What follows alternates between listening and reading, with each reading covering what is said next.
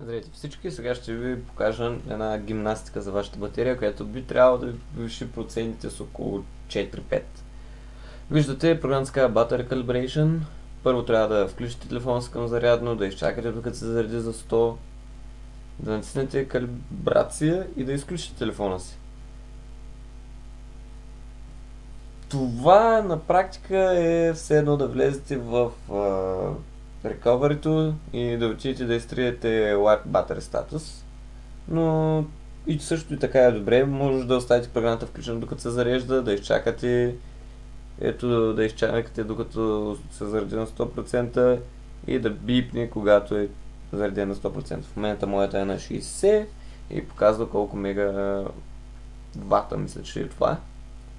Полезна програма, увеличава процентите ви с около 4-5. Ако се прави редовно, батерията може да издържи и повече. Общо взето това е, няма никакви настройки. Благодаря ви, че изгледахте клипа. Очаквайте.